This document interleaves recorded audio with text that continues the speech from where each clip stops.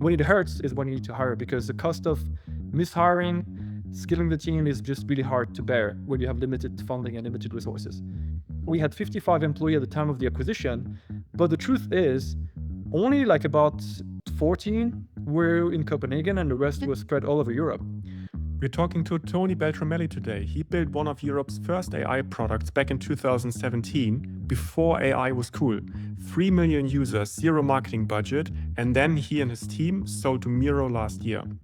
He now runs Miro's AI product, and he argued on our show that most of the metrics you're optimizing for don't get you the outcomes you need. So we sat down with him to ask him why and how to change that. Enjoy. If you can build today, regardless of whether you're a designer, PM, a business analyst, an engineer, you are ready for the next generation of tech, right?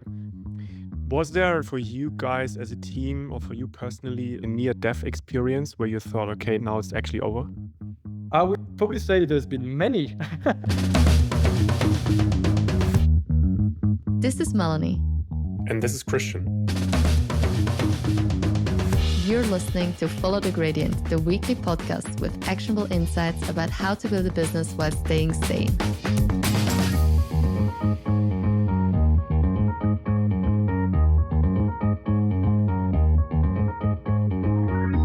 Tony, so it's now 2017. You were back then working as a full-time data scientist. On evenings and weekends, you were building something which you called back then Pix to Code, which was a neural network that generates code from screenshots.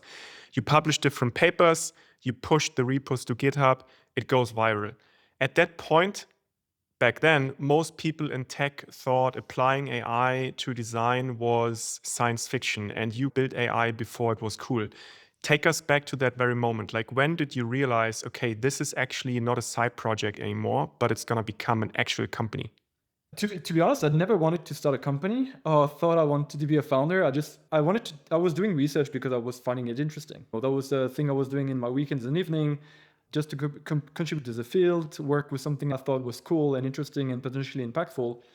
I didn't know it was going to become a company until that viral moment you mentioned, when people started to talk about this white paper online, and then people starting to email me and say, hey, I saw this on GitHub. I saw this journalist talk about it in an article.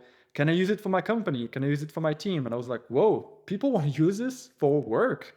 I guess there's something there that I should probably like scratch a bit deeper. So it's only like by getting this customer validation, if you will, or pre-customer validation that I felt, okay, maybe this should be productized and a company should be formed. And so you spent then, we looked it up, 3.5 years on, let's call it pure R&D of building Windsurf before you had an actual beta version, which users could use. You had back then no product, no revenue, no actual market, no traction. So in retrospect, that all sounds then very obvious and easy, but take us to that moment. What kept you going? What was your mental model, your survival strategy to keep pushing, although all odds are against you? Yeah, and actually reflecting on this again, like realizing now that it took 3.5 years to just build things feels so insane in this AI world where you can just spin out a prototype in a couple of hours. But yeah, pre-LLM, it took a while to build the core technology, yeah. I guess like ultimately what kept us going was just the stupid, naive founder belief that what we're building would eventually work, even though every step of the way it just feels like it's never going to work. But you get this like high and low, and eventually the high feels higher, the low gets deeper, but the highs were enough to just sustain us ability to be like, okay, it's going to work. Now we get to something that's actually running. We just got some amazing feedback from alpha customers. Oh my God, this big company, big name just signed up. Let's keep pushing, let's keep going. So small win is what kept the founding team and the team going. And again, to keep that naivety, healthy naivety of believing we could make it work. Was there, like, for you guys as a team or for you personally, like a near-death experience where you thought, okay, now it's actually over? I would probably say there's been many near-death experience. Like just the first fundraising was insanely painful. We had few investors understood what AI was, and we're just pitching AI in 2017. So people were like, what is even AI about this? Why AI is important? And when we actually closed our first funding round, it was the last month. I and my co-founder could run on our savings. That was it. If this check wouldn't be wired, that would have been the end of it. And there's been many other instances of this where we just couldn't get like a strong product market fit and we were running out of money, and eventually we got strong traction month after month. There's just so many instances of this moment of, oh, it's not going to work. Oh my God, it's not going to work. And eventually something happened that just actually make it click again and you keep going. Is there an advice you would now give to your younger self for that particular phase? I would say stay naively hopeful is what I would say. I think there might be a danger when you've done it before that you might give up too easily because, air quote, but just being naive and curious and keep pushing it, I think what makes founders succeed in the end. Like this healthy naivety and believe that you can make it work. And I think it's true today and it would be true like forever for entrepreneurship. Yeah, I think it definitely helps to be naive and to not know what's coming. It usually makes it easier to start. Yeah.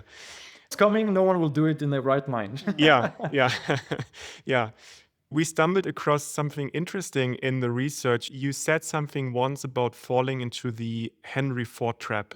And I think what you meant by that is that you as a founder or leadership team are thinking the customer better than the customers know themselves.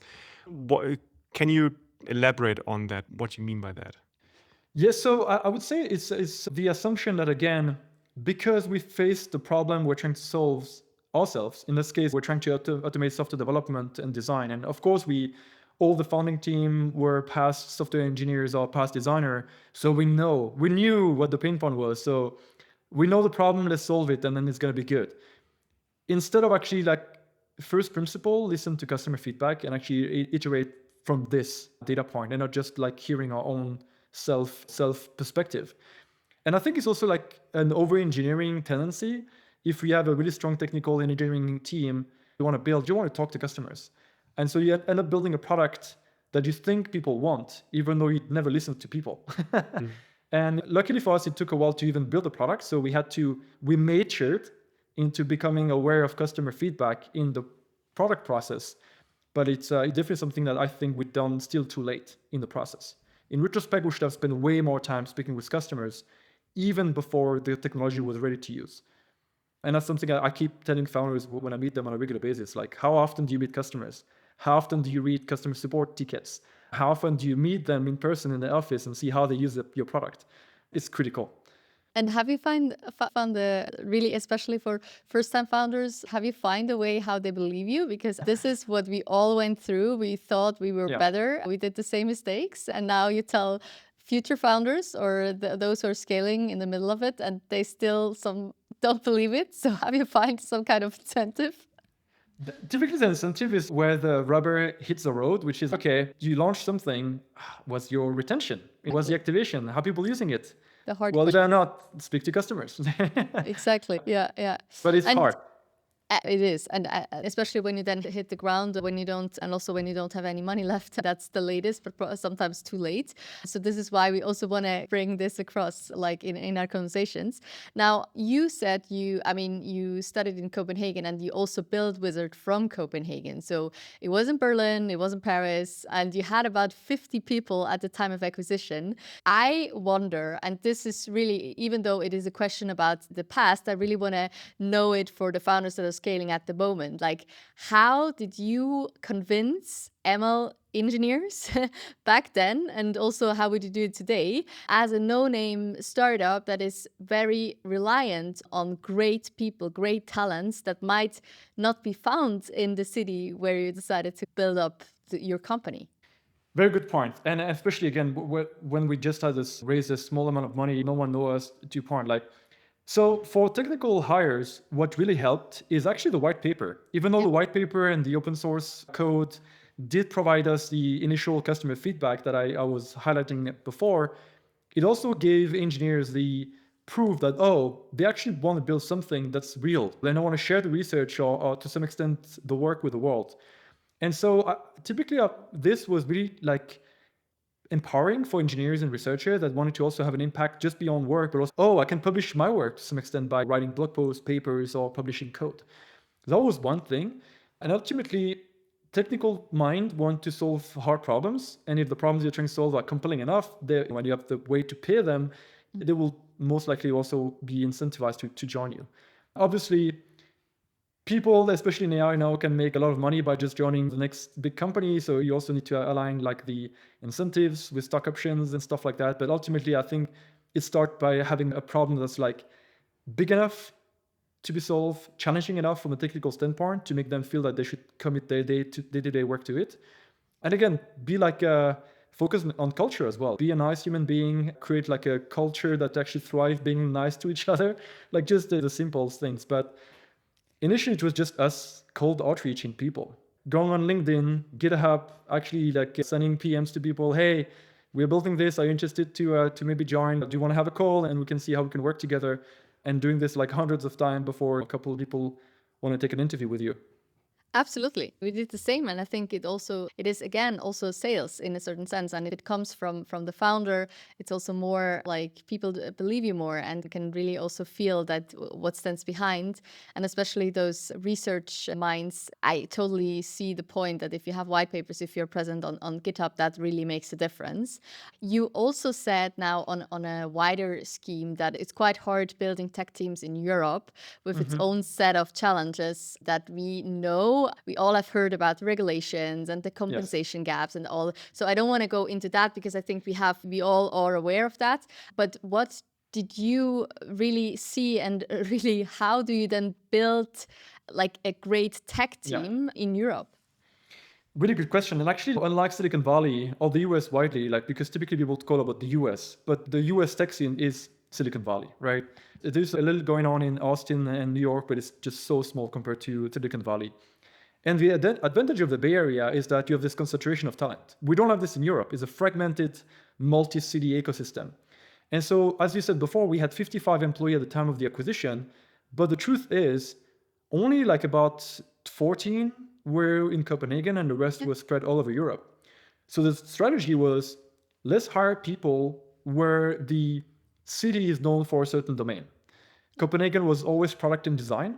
Zurich might have been like AI and computer vision and machine learning, Paris as well. And we find great designers in other countries. Infrastructure was Greece, amazing engineers there. So we tried to just, okay, what cities in Europe are known for specific part of the business we need, and we'll go and hire there. Instead of just hoping we could move everybody to Copenhagen, which was completely unrealistic if you want to just scale fast. And you were mentioning that one part was the culture, and so that is also what makes the distinction maybe to big tech. So we all have gone through COVID, but you seem to have found a model that has worked before everyone was in home office, so to say. How did you build that and also keep the culture alive so that it worked across these different countries? Actually, it was like a necessity because our company story almost sounds like a bad joke. It started what happened when a French founder, a Danish founder, a Dutch founder, and a Greek founder enter a bar. And then we had 4 different nationalities in the founding team. And then that means that a few of us were in Copenhagen, some others were like in their own country. So we had to find a way to just work remote first from day one out of necessity. Quite frankly, we had no idea pre-COVID what that meant. One thing we always did as founders whenever we didn't have an answer is to reach out to people that may have one. So we reached out to people that were known to be like running remote first teams in large organizations and asked them, how do you do it? What are the pros and cons? And then use this to basically build our own culture and the setup to be able to make it work in our company. But if we were all in the same city, I think we'd have maybe only catch that wave later. So it was, again, necessity that drove us. And another thing that you said was that you kept your team at 55, like at the time of acquisition, but you were growing to over 3 million users. And I think if our research is right, like $3.5 million ARR. And you said that you would only hire when you needed new DNA. Can you elaborate on that, what this means and how you did decide when to hire and when to stretch the existing team? Yes, and I think actually this is probably even more important today when you can actually automate so much things or at least augment the team with AI. And so what I meant is like we only hire when it was painful in the sense of we always started to do things that don't scale first, to try them. Like for example, hiring by having the founding team reach out to people individually. That doesn't scale eventually. And so when it doesn't scale and it's becoming painful, then you hire a recruiter, for example. Same with marketing, same with engineering, same with design. And so that's what I meant. Like whenever we were unable to do something like in a scalable way or in a in a productive way, then we'll just go and find another person to do it. And I think today is even more important because you can augment yourself so much with AI. So whenever your AI agent are not enough to do a task, or you hit the boundaries of what the technology can do, and maybe you have too much hallucination versus output that's valuable, then maybe you need to find someone to just do this instead of 5 AI agents. When it hurts is when you need to hire, because the cost of mishiring, skilling the team is just really hard to bear when you have limited funding and limited resources. I just want to add to your first point. I think why this is also so valuable, where to hire later or to do tasks first on your own, is because it helps scoping out the task first, because you have to do it on your own. And then usually you discover things and you change things. And then later on, you actually have a clear job description with a clear expectation and a clear mindset on who and what type of person and hire you are looking for. So often the problem is that you think there is a certain need for a position, but you're not really sure. You hire that person and then you have a misalignment on expectations because that person starts and they realize it's a different job and so on. I love that, Christian. Actually, I think it's great. Like, if you do it yourself, you actually indirectly write the job description. I love that. Yeah. And if I pick one out of it, where you said like you first needed to try it with your existing team and also with the existing constraints, it was marketing, because like we learned that you basically grew to 3.5 million ARR with 0 marketing budget. Now, of course, it's always a definition what you call marketing, but can you walk us through on the one hand, but really also, because you're so involved in today's world with AI and everything, like what out of this engine would still work today, or what would you adapt in order to get to that point? So we actually did some paid marketing over the years. We've actually experimented with search, paid search, also social media, partnership, and stuff like that. So it's not like we never spend a single dollar on marketing, but the biggest lever was definitely always the free one. And to give a few examples of the tactics that actually enable us to grow rapidly, our first 10,000 users and our first million of users, which I think might still be applicable today to some extent. One of them is to use viral loops and use scarcity in some of our engine. An example of that we used a couple of times was to announce the launch of a new product, record a video of what the product does, a compelling marketing video, and then post this online with a landing page. And the landing page had a sign up button. Sign up for early access to be the first to use product ABC. And when people will sign up to the waitlist, we'll give them the number on the queue, and then we'll tell them, hey, thanks for signing up. You are number N on the queue. If you want to go up the queue and be the first to use it, invite your colleagues and friends. And for every successful invite, you'll go up the list by 5 spot, 10 spot, whatever. And this tactic always sounds pretty simple. I actually worked brilliantly to get people create word of mouth, and get people to just actually invite their colleagues, invite their friends, and invite their team members. And then whenever the product was ready, that's it. You already had thousands of users ready to actually use the product. And that, I think, can still be done today, even though the market is a bit different. Another one that I think is a bit of a harder one to replicate has been SEO. Because we were one of the first AI product design tool out there, we wrote a lot of content on how to use AI for product design, how to use AI for prototyping. And so by the moment ChatGPT came out and everybody started to search for AI solution for design, we already had all the content ranking and we could just capture all that demand immediately. SEO is always the moment things people that are in startups say you should not invest in, because it's longer term thinking and it doesn't bear the fruits until way later. In our case, it actually worked, but like years after the investment. Hard to replicate. If you are in a niche that you strongly believe might actually take off at some point, it might be still worth investing in it early on. Yeah. Super interesting. Now let's fast forward to mid-2024. Back then, you guys were in the process, I think, of raising a Series B. Uizard had over 3 million users, 3.5 million ARR, around that. And you told us that back then you didn't actually plan to exit, but then Miro approached you. So take us inside that moment. Like, what was the first conversation you had with Miro, and what was your thinking framework after that? Yeah, so actually I approached Miro because other company approached us. So what happened is that we started to get inbound interest from bigger companies that could see, okay, this team actually seemed to have built some interesting AI solution that could plug really nicely in our own product ecosystem. And so even though, as you mentioned, Christian, we're about to launch a new product and about to raise our Series B, we still discussed with our board and decided, you know what, let's actually entertain this. Let's speak with these companies that actually reach out to us. Let's hear how they are thinking of like integrating with our technology, and then let's see what happened. And so we put a deadline to make sure we would not get distracted for too long, given that we had a lot of work on the table.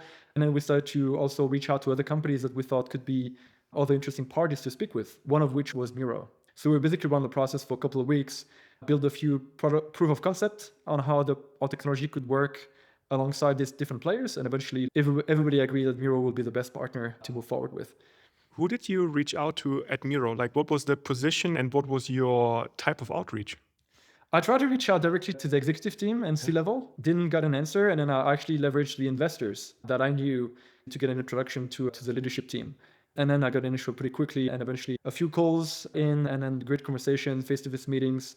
That we could see that, okay, we could maybe work together and build something great together. And actually just leveraging the investors to get in touch with a senior executive is something we've done before as well for sales and partnership. So definitely like a little tactic that founders can use as well. Yeah, definitely. Now, for the decision-making process itself, I think what also many leadership teams struggle with is then who to communicate, like what to communicate to whom at what point in time. So can you walk us through how did you keep the board in the loop? Who did you involve in the decision-making? Was there other parts in the leadership team, or was it just you founders? Did you inform the employees at some point? Did you make the decisions just on your own and then informed others, or did you actually actively brainstorm with the board what could be the best option? Walk us through that. Yeah, we actively involved the board. So the idea of when we started to get this like inbound interest, we actually informed the board and discussed, okay, we are working on building a new product, launching a new product and raising our Series B. We have no time for that. However, there's something interesting there that could be worth digging a bit deeper. So the board as a whole, investors plus founders said, you know what, let's actually allocate the next couple of months until our next board meeting to entertain how this M&A could look like, how the partnership could look like, and then make a decision as a group at that next board meeting.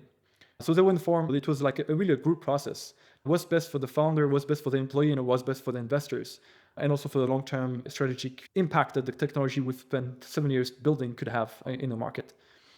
And now I have to be a little bit critical because we often see that pattern, or some people would say, yeah, it's nice that you got acquired, but you didn't IPO. So it's basically the typical European pattern. You create something great, you fund that, so maybe even with European money, and then basically you exit it through like a different entity that gets everything great out of you instead of becoming the big player yourself. How do you respond to that? So actually, one thing that made us also choose Miro over some of the other companies we spoke with was the fact that, yes, they are an American company on paper, but the team is based in Europe. The majority of the team is a European team. And so it felt like we're joining another European company. And actually, our company, to be fair, even though we scaled it from Europe, it was also a Delaware incorporated business when we built it. So even on paper, it was a US company, for better or for worse. So I would say, yes, we should see more IPO successes in Europe, but we also need to be realistic that the system needs to be fixed as well to support that. Our public market is absolutely terrible when compared by the US performance and US public market. Our legal framework is absolutely terrible. Hopefully there's motion to just create this Europe Inc. system that could be like benefiting the greater European Union. Maybe Switzerland would join in or do something else entirely, who knows. But there's great momentum to just make it happen. But it's still late. And so even though we don't necessarily IPO, we believe that we can still create value by just having exited and now being able to help the next generation of European founders also go through the same process. And if each founder that actually exited a company in Europe can help 10, 20 other founders do the same thing over time, hopefully we get a few massive IPO and $1 trillion businesses over time. But very good question and very also fair critic, to be completely honest. Absolutely. And maybe just also a follow-up, because it's one thing about the IPO part and everything, but just to also better understand for anyone that might be in a similar situation, should I raise or should I basically get acquired and build maybe even something bigger? Because what we've also seen with investors is that, especially when they think, hey, we haven't reached the potential yet, but maybe in the current market situation, this is not possible with this company, but it might be possible with the bigger company. And so they also stay on the cap table because their bet is that this will even become bigger. So was this part of the decision making, or what was it that made you think, hey, I can be less or smaller if I just raise, but I can maybe be bigger or have more impact if I join Miro? That's a really good question. And that was a key decision making. The investors and founders were really bullish on, no, listen, guys, you've been one of the first company to do AI for design. We have the first mover advantage still. Let's raise a Series B and keep building. And so we can bigger outcome, bigger company, and eventually maybe even bigger M&A IPO down the line. That was definitely on the table. However, we felt like Miro as a partner felt like the perfect match. The other companies were also great match to some extent, but Miro was the one taking most of the boxes for multiple reasons. One is that the product is pretty much multi-domain, multi-vertical. Miro is a work platform that is used for, design and prototyping, but also brainstorming, technical diagramming, presentation building. And we could see that, the technology can create 10 times more value by being applied to all these different other vertical. And also, again, as founders really believing in Europe, we feel like, okay, if we join Miro, maybe we can actually just build a massive company again from Europe with a core European team and European DNA. Of course, we have amazing colleagues in the US, but the core company center of gravity is still pretty much Europe. But yeah, that was whether we should keep going has been a key discussion in the board at the time. You then closed the transaction. How did your communication to the team, to the employees look like? And how did they react? That's always tricky, right? Because, and I'm sure some founders listening to this have probably heard this before, M&As tend to not close 90% of the time. People are engaged in discussion all the time, and most of the time it doesn't close. You need to revive it 10 times before to actually get it closed and complete it, or it never closes. And so we were definitely worried to involve the employee too early, get them too excited, and then nothing happened. We also, what happened with Figma and Adobe, of course, it was too big of an acquisition to hide. Employees got excited, didn't go through, and then the IPO go through and know that the stock is down by a big margin. It's painful. So what we did is that we involved them at the last moment. But that was the only path we felt was non-disruptive to the business in case it would not close and in case the board would decide not to complete the transaction. So I think it was probably a couple of weeks before closing that we involved the team and say, hey folks, we have some news. Of course, everybody was extremely excited and really eager to join Miro and build the next things together as a bigger team. Any difficulties you had in the phase after the communication in terms of steering the team and keeping them? Joining a big company is always a culture shock. You come from being a speedboat startup to being a big cruise ship. And so that comes with, of course, some culture fit challenges, different pace of work, onboarding into a large organization. So it was us founders were making sure that we wanted to just make this successful from a technology standpoint as much as from a people standpoint. So we're really involved with the team to make sure that everybody felt okay, now I belong to this great bigger company and I'm no longer just operating in a small startup. And so now, how did the first 6 months look like? What were your key priorities after you actually then closed the transaction and were integrated with Miro, at least on paper? I almost wanted to say that actually one thing that contributed to our fast integration was the fact that, so we joined officially June 2024. By October 2024 is when Miro have their yearly conference, yearly marketing moment. And so that's the time where we wanted to integrate our technology in Miro. So from June to October, as newcomers, it was all hands on deck, let's integrate this thing in Miro and launch it in October. So this extremely tight deadline was actually also a key factor for efficiently and quickly integrating the team. It was painful, but it definitely made it a fast track for everyone to just be okay, I guess we're building in Miro now, and we are like launching this new thing as Miro and not as Uizard. Do you have any advice here again for your younger self who is at the point that you're just contacting Miro and it's something is about to happen, but you don't know what? The M&A process is extremely painful. The entire startup journey is extremely difficult. The ups and downs are extremely difficult. I think people don't talk enough about the harshness of being a founder. We all see the success stories, just like this conversation, we talk about the successful exit, but few people actually sometimes talk, openly about like how difficult everything else is. And the M&A process is no difference. Like the process is tough, it's legally intense. Accounting is also, you need to be really sharp with everything, obviously. And so my advice to younger self is like, if hire a professional banker or someone actually can help with M&A instead of just doing it yourself as a founder. We had a tight deadline, so we decided to take that route, but it was painful, to say the least. And when it comes to the teams, because we recently had like Francine and Wouter from ShiftMove here who are going through this process now as an acquirer, and we talked a lot about whether you actually put the team together from day one so that they're one team, or whether you let them run in parallels. Were there any learnings that you said, hey, this is really something that worked well, be it one way or the other? Yeah, actually, to integrate actually the teams? That's a good point, actually. Whenever we actually kept the team semi-separated from the rest of Miro, it was a bit more difficult to break that down the line. So what really helped in our situation, and again, every situation is different, is a moment where the team was embedded across Miro teams and not just still like one whole in a larger group. So I would say that this is where like it was the fastest way for people to feel like part of Miro and also part of the new way of working, new DNA, new culture, instead of just be part of a small group that will ultimately still keep this us versus them culture, which you absolutely don't want to have. Yeah. Now, I want to talk a little bit also about the technology and just the integration of that, and really also you're now heading the AI product at Miro.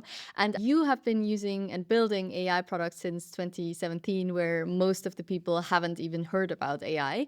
Now you are doing that on a completely different scale. You were mentioning the speedboat, which is also, I think, just for the bigger picture of a startup, but really when it comes to technology, now building stuff for 100 million of users and customers, enterprise customers, Fortune 100. How does a platform company like Miro approach AI differently than a startup, like according to you? And I'm asking this question because I found it very interesting that you also said, hey, with your team, basically Miro really tapped into AI for the first time, or rather like very seriously. And I think this is something that we now at this moment of time, we see so often in be it scale ups, but really also legacy players that know they have to work on AI, but they have these legacy products, they have this way how to work. So bring us a little bit insights and how also based on your knowledge, you tackle that, or how you would tackle it now in hindsight. I would say the first thing that really enabled us to really like meaningfully go AI first in Miro, first and foremost, is the CEO, Andre, and our CTPO, Jeff, who were like willing to take risks. Without a leadership team willing to take risks, things are not going to work, or no matter how hard you try. And so once we had, again, the blessing of the executive and then really wanted to say, hey, we are an AI first company now. Let's act like one, let's ship like one, and let's build like one. Then, of course, things like start unlocking rapidly, right? Because then we have the foundation could be built, even though there's legacy pieces of technology, obviously, that you need to integrate with. But I would say the benefit of doing it from in a large organization, which might feel counterintuitive, is that you need to think security and compliance first. Mm-hmm. Startup will think this last. So they can go fast, they can ship something really quickly, but when it comes to actually serving a large enterprise customer, they will never be able to enter. They will never be able to sell because they won't get the requirements that they need to be able to adopt the technology. Because we were already a major company, we had to get the ISO 27001 for AI. First year, we decided to be AI first. Build the security in the system, and then we can actually then start building on top of that way faster once everything is already in place. So you need to do the boring stuff first, which might seem counterintuitive, but then you accelerate way faster. So if that would be my advice to any large company out there, get the house in order to just accelerate faster afterwards, basically.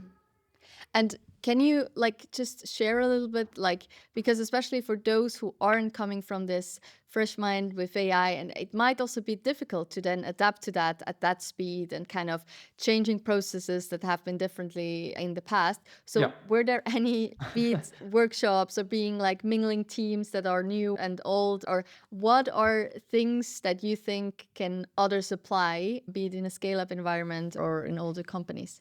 So what I've seen other companies do well, and also how it worked at Miro the first year and a half after we decided to become an AI first business, is to separate the AI department or AI team from the rest of the organization. You can't just move the entire mothership at light speed from the get-go. So you need to have this small, nimble team that can actually move fast and take the mothership with them. And so this is the framework I've seen work in other companies. Have a standalone, separated AI first product team that just build this in-house. And then once this team starts shipping value to customers, once things are built end-to-end, customers already paying for whatever they build, you can start then going into a more hybrid model where you reinfuse these AI-centric team members into the rest of the org and turn every team into AI team over time. But I've seen companies trying to just go with the hybrid motion first, by just embedding AI all across the org. But it's just so difficult to just get the momentum you need to just be able to break through.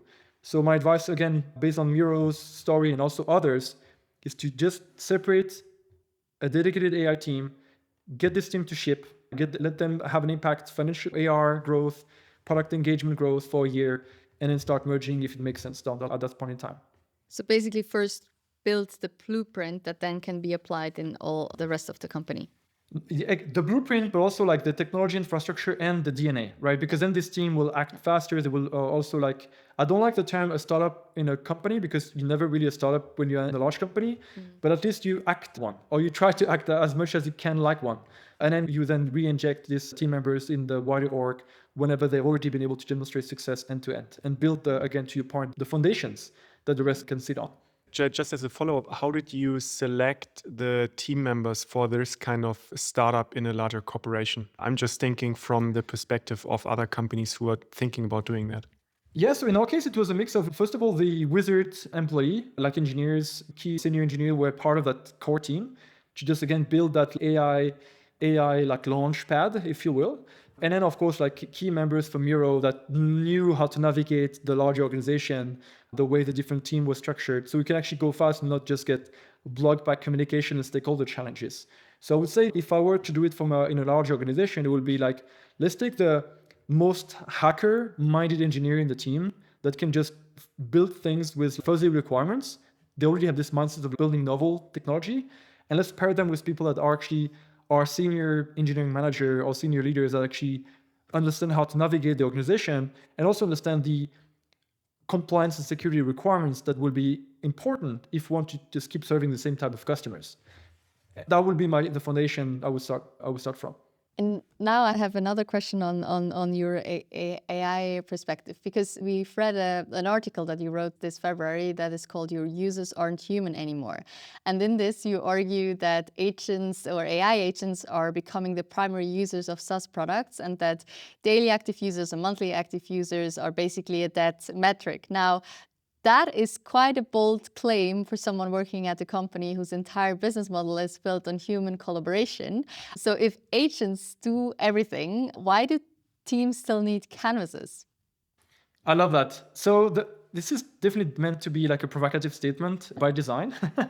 But I think, we all see it every day, the number of hours I spend interacting with my agents versus using the tool directly manually is skyrocketing. My usage of tools directly has it decreased, but I use agents that actually then use my tools on my behalf instead. And so that's also a belief, even in Miro, humans will collaborate with agents on the canvas or outside of the canvas. But the value of the canvas then becomes the visualization layer that enables you to just validate what the AI is producing, put the AI in the right direction, or tweak the AI plan or outcome, basically. Even though, again, I'm a huge user of Claude, Gemini Pro, ChatGPT, text is pretty awful if sometimes you want to iterate on different things. Sometimes I just want to point and click, draw an arrow, sketch a quick diagram of what I want to do. And I think this is what the Miro Canvas can provide. Give AI agents a visual layer to represent their thought process and humans to basically contribute to the same thought process. And I think the output we'll get from this canvas plus chat experience will probably be greater than what we have today. And again, like AI will act on our behalf. I'm really highly convinced of that. And so we And want to now, build a future where that's possible. yeah, very much. And now if you look into the future and play a little bit of Oracle, but of course, all based on the insights that you have about the fact that you have been building AI products for almost a decade. So what does a great product team look like, let's say, in 3 years from now? How many people are there or working with agents? And what does your own team maybe look like if you visualize it in 2029? This is a really tough question. It's like things are moving so rapidly. And I say like, I used to think that in 2025, everybody was saying this is a year of agent. And I was really skeptical because the technology just wasn't there. The fundamental building blocks just felt too shaky to support the full agent marketing story that everybody was telling in 2025. I gotta say my mind was blown in February 2026 when Opus 4.6 came out. And then I think it was like Gemini Pro 3.1 after. Things really seemed to work. And then it felt like, oh, that's it. Agents are possible now.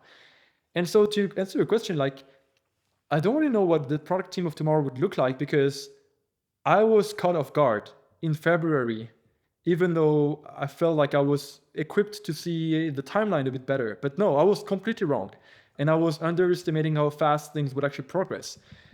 Today, a product team is still very multidisciplinary for good reasons. Yes, AI can do a lot, but having a designer paired with an engineer, paired with a product customer-facing manager make a lot of sense. Tomorrow, it might be completely upside down once again, and then one person might be able to cover way more. So it's hard to tell, I gotta say. And I stopped predicting because I just now want to be open-minded to like what technology can do and try to adapt as fast as possible because I clearly can't predict the future as I was like shocked to realize in February 2026. And is this also like basically what you like? We have this joke, and I think it's even true. Like the safest job at the moment is being an entrepreneur because you need to adapt all the time. And I think not only as a founder, but really as an entrepreneurial mindset. And based on that, is this also the recommendation you have for product people? What should they do at the moment to stay ahead? I love this because and I will just use this to actually link back to one of the initial questions we started this conversation on, which is like, how did we hire in our startup? And we always strive to hire builders, regardless of their university degree, years of experience. We will always look at through the interview process, who are the builders? What are they building? Are they building things on their spare time that they push on social media or GitHub or whatever? And I think this builder DNA is actually what we want to find today. Like the product teams are going to be builders, first and foremost. If you can build today, regardless of whether you're a designer, a PM, a business analyst, an engineer, you are ready for the next generation of tech, right? You can build things end to end on your own, independently, which means you can actually take requirements that are noisy, funnel them into solutions that are practical. So I would say, yeah, builders is the way to go. Become a builder if you're not already one today. And it's also to just close the loop on what you said earlier, the example about a growth loop or a viral loop, how you call it, right? It becomes infinitely more valuable now after Opus 4.6, because if you have the idea in mind where you want to execute this viral growth loop, you can actually do it independent of your engineering or design skills. You can build this loop just with AI. So having that idea in your mind is just 100 times more valuable than pre-AI, where you had 100 different other obstacles to overcome because you actually had to build a landing page, which was pre-AI. It wasn't that easy, right? Yeah, and I guess if I agree with you, it's almost like now the differentiator is like being curious enough to help your brain generate new ideas, because then the cost of product turning these ideas into reality, to your point, is going to zero. So the value then becomes being able to generate novel ideas. And so I don't think, yes, AI can actually help with that. But again, if people are curious and read and listen to different content to just spark novel ideas, novel inspiration, then to your point, Christian, maybe that's actually the secret of being like a builder, or as Melanie said, like the entrepreneur mindset, being curious to generate new ideas and then use AI to execute on them. Well, we would love to get going or to keep going, sorry, but I think we are running out of time. So we are going to move to our last section, rapid fire section. rapid fire question section, which is basically we're just going to ask you a couple of short questions and you can answer with whatever comes to your mind first with one sentence.